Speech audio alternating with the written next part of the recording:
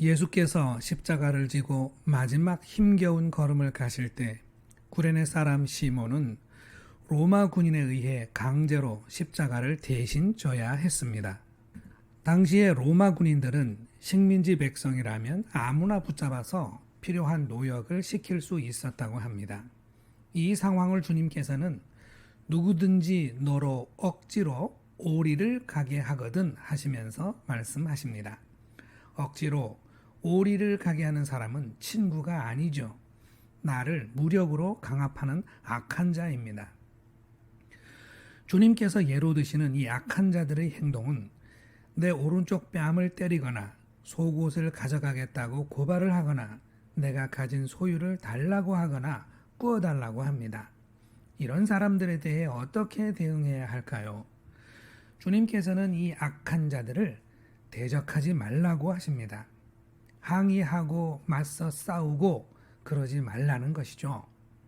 주님의 말씀대로라면 나는 억울하게 피해를 당하면서도 아무 대응도 해서는 안 됩니다. 오히려 악한 자들이 내게 원하는 것보다 갑절이나 더 베풀라고까지 말씀하십니다. 오른쪽 뺨에 더해 왼쪽 뺨도 때리라고 돌려대고 속옷뿐만 아니라 겉옷까지 가져가라고 주고 오리가 아니라 심리까지 갑시다 하고 말하라는 것입니다. 구하는 대로 구워달라는 대로 다 주라고도 말씀하십니다.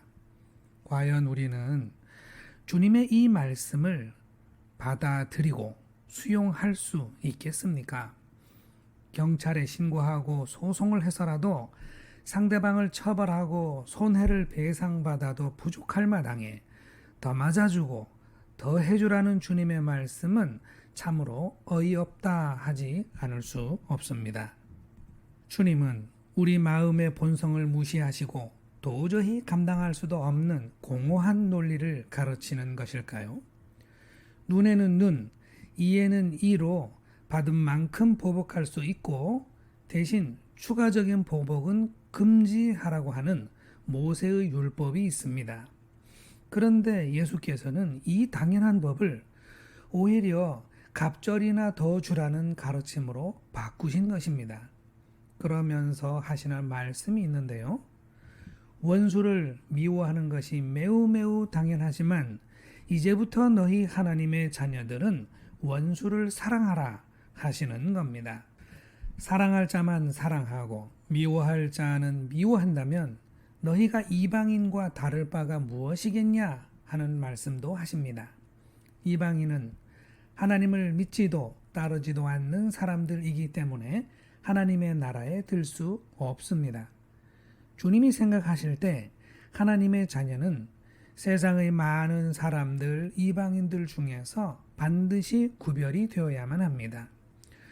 오늘 주님의 말씀처럼 악한 자를 대적하지 않고 원수를 오히려 사랑하는 모습을 통해 세상은 하나님의 자녀들을 선명하게 구별해 낼 것입니다. 하지만 주님의 이 가르침을 따라 산다는 것은 현실적으로 도저히 불가능하다고 고백할 수밖에 없습니다. 그렇다면 악한 자를 대적하지 말고 원수를 사랑하라는 이 말씀을 저 어느 깊은 곳에 감추어 버려야 할까요?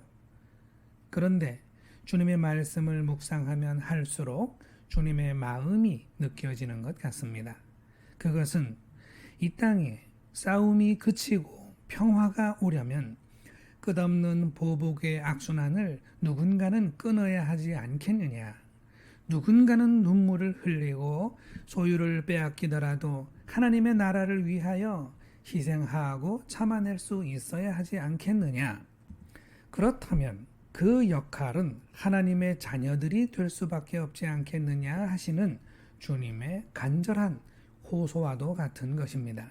이렇게 생각하니 참으로 주님을 따른다는 것이 좁고 협소하게 여겨집니다. 하지만 역사적인 박해의 시대를 당했던 신앙의 선조들이 그토록 좁고 험한 길을 선택하고 그 길로 나아갔음을 생각하니 참으로 가슴이 먹먹해지는 것 같습니다. 지체 여러분, 우리는 단 한치의 손해를 견딜 수 없는 보통의 사람들입니다. 하지만 가르치실 뿐 아니라 성령으로 내주하여 돕기까지 하시는 주님을 의지하여 우리 앞에 등장하는 악한 자들과 원수들을 새로운 판단과 느낌으로 바라볼 수 있게 되기를 기도합시다. 부드러운 주님의 심령으로 험악한 이 시대를 받아낼 줄도 알고 싸맬 줄도 아는 여러분과 제가 되기를 예수 그리스도의 이름으로 기도합니다. 아멘.